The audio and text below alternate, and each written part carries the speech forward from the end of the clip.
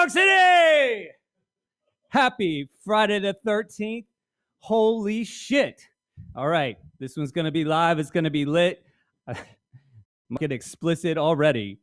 I'm going to start with the message of the week. We're going to pop this off right. I'm doing the show alone today. Here we go. This week is starting by changing the clocks, has a full moon, is flanked by leap year, and ends with gloomy and rainy Friday the 13th. Good luck, people. And don't forget to wash your hands. I got to say, shit's crazy right now. New York City's in a very, very strange place. The trains were very clean. Very odd. Very sanitary subway stations. Still smells like shit, though. Emergency track work on the way here. There's hardly anybody on the trains, and they just decided to operate like it's a weekend in the winter, and the train took a long time. I was sprinting from Penn Station. I had to call Sam and say, you might have to phone me in to start this one off, because that would be appropriate. It would be totally appropriate to have a Facebook Live. I'm on the phone. You're looking at an empty chair. We look kind of like this. It's a fucking weird one, and I'm going to make it weird. I'm always trying to be a reflection of the times of what's happening, and today I'm going to do my best. I'm going to try to have a glass forehead. We'll see what happens. I have no idea what's going to happen. I'm going to follow that message up with another one I've been saying a lot lately, and people seem to really get it. And I think right now is very appropriate for this, and it is get comfortable being uncomfortable. Changes are coming, whether you like it or not. It's a mantra that is often said in business, and it's a very important one, because you think you're a business owner, you think you're your own boss, when really as soon as you become that, you have to answer to so many more people than you did when you were just an employee. And so your ability to relax and rest and experience comfort greatly diminishes. It's also a saying that we utilize often in jiu-jitsu, which I train and teach regularly. And you often find yourself in the bottom of some very sticky situations. And the best thing to do is not panic, is to relax, to find some sort of comfort in a situation that often doesn't offer much.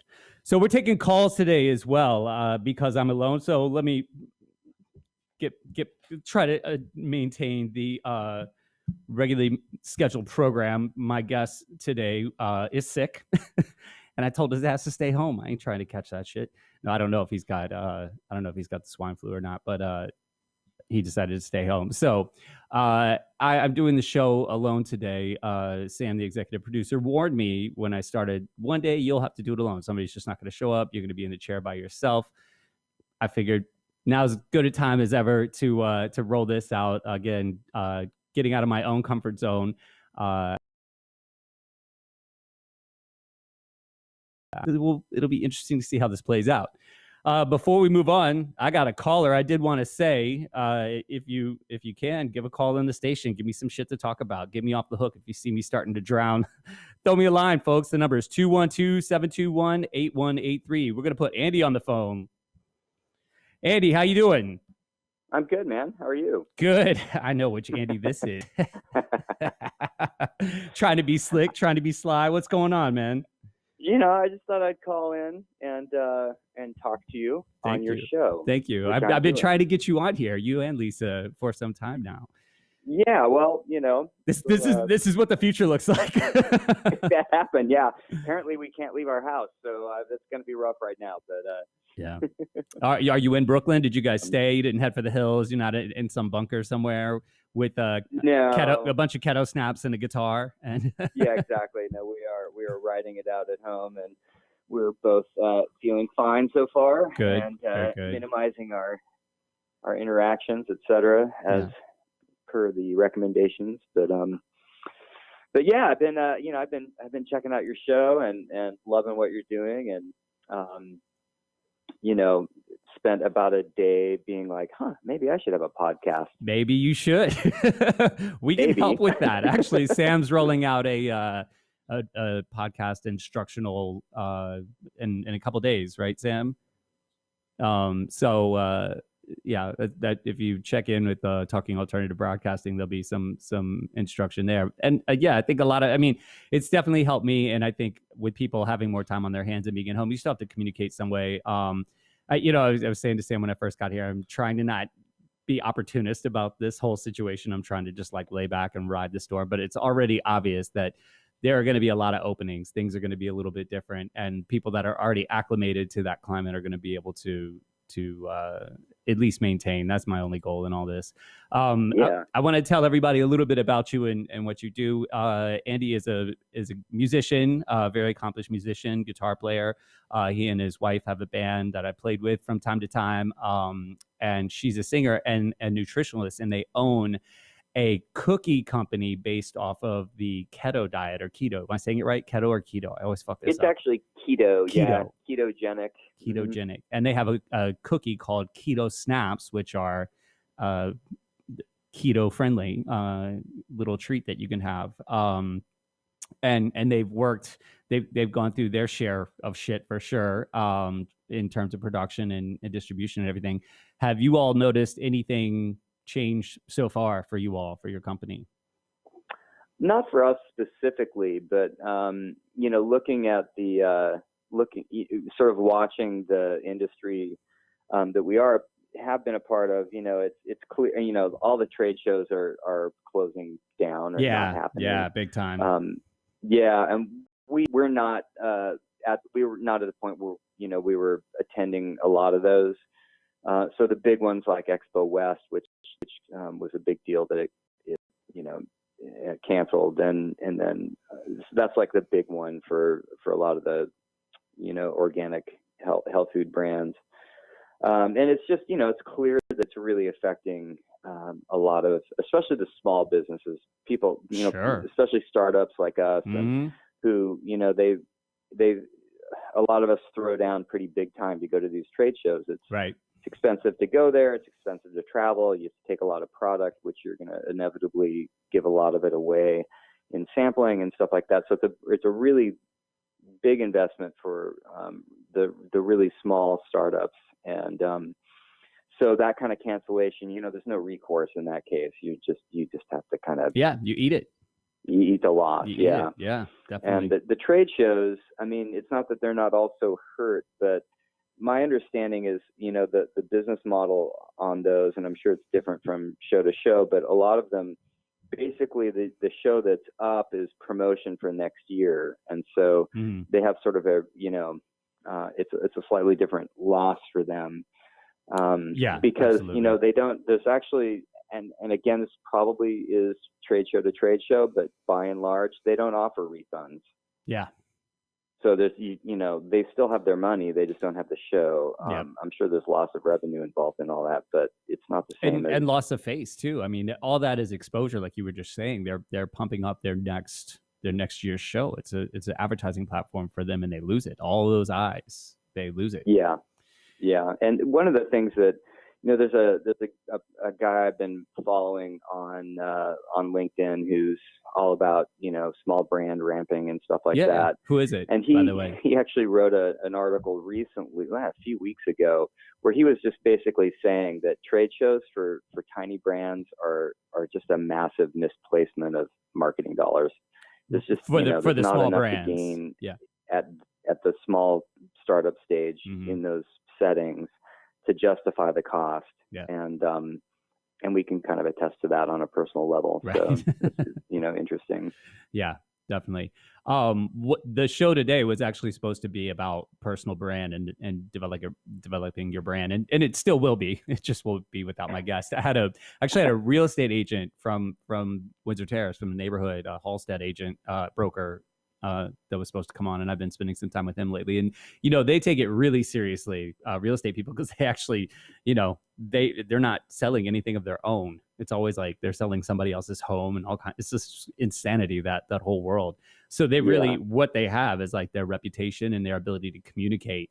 And it sounds to me like that's what that gentleman was talking about. Like at the small brand level, that's really your currency. Trying to get, you're in a trade show with like these massive people. I've gone to the food expo here in New York, and it's like there's every massive company that exists. They're there, and then you're up in competition with them. And for them, like that show is nothing. It doesn't. Right. And for you, it's like that could be like 6 months revenue. That you put up up front, hoping that it pays off. And if it cancels or if it doesn't, either way, that money's bye-bye. And it's a cash flow business, right? Yeah, it is. Yeah, it's a really interesting business, and we got into it at ground zero, just in terms of not knowing anything really. Right. And so, huge learning curve for us. Were you guys imitating me? Yeah, we're like, hey, let's not know what we're doing and try that. No, it was. He looks like he's having fun. Really super interesting process. And then on top of that, this last year, I've been just focusing on providing client-based graphic design services. So yeah. This last year was full on entrepreneurial for me. Yeah, that's fantastic. And, which is why you should have come on the show. Yeah, humbling. A humbling experience, but really, great, amazing learnings. No, absolutely, and it should be. And that's something I'm going to talk about a little later in the show too, is being diverse. And I mean, how many freelancers do you know that in the last 2 days are just like, holy shit, what just happened? Like 4 to 6 months worth of gigs canceled in a 2-day period, tours canceled. And a lot of these guys don't have, they're amazing at what they do, but a lot of them don't have a backup. They don't have another skill set that they've been honing over the last 10 years to kind of fall back on. And I think this is going to test everybody's jaw. Yeah, this whole thing is going to test everybody's jaw. We're going to see who can take a clip and stay on their feet. And that's really what a lot of this is about, is your ability to survive. I mean, both, from a health standpoint, but definitely from a business standpoint, and how thick your skin is. A lot of people, I feel like, came up in a digital era. Like, when was the last time there was I think they said on Monday it was like the worst opening day since 2008. And a lot of people have been in business. They started since 2008, so they've been riding high, all this time, and every wave recedes at some point. So it's really going to test a lot of people. I think it's unfortunate. I think I definitely will feel bad for anybody that suffers major losses in all of this, because a lot of it too seems unnecessary. Perhaps we'll find out, but there could definitely be a lot of unnecessariness that's happening, and people are going to suffer because of it. Yeah, it sure seems like we could have a better system in place for when this kind of thing happens. And, speaking of, I know that your Facebook feed is full of musicians like mine, and just the amount of gigs and tours that have been canceled. And, these are people who by and large, don't have like you said, a safety net. Their health insurance is probably if they even have it, effective health insurance that is affordable, or they don't have any. And so the questions about should one of us who don't have health insurance get sick, how are we going to pay for that, or how are we going to be treated, and are there treatments? Can we get tested? Like, there's so many questions. There's so many holes in this whole scenario for everybody, and for a lot of people that hasn't even hit yet. And if this doesn't raise the conversation around these things, as we're entering into this election, I don't know what it's going to take. Yeah. But I did see, and maybe was it you that somebody posted something where it was like, sort of pointing out that you think that Sandy Hook, we would have learned about, would have learned something about guns. And I don't know, it rattled off a few of these things where it was it wasn't me. Events that happened where that should have just changed the national conversation and didn't. Yeah. And that's kind of the downside of our type of democracy, I guess. Well, we're going to have to take a break, man. I'm really appreciative that you called in. It's great to catch up, and maybe we'll see each other around the hood a little bit more now that everybody's, me, I'm always there anyways, but now I feel like I'm about to get a lot of attention because I'm always in the neighborhood, and now everybody's going to be there like, oh, this guy, shit. At least before we could tune him out, now we're stuck. Keep doing what you're doing, man, and I hope we get to play some music someday. Yeah, and just hang out. If you guys need anything, don't hesitate to reach out. I hope to see you soon, man.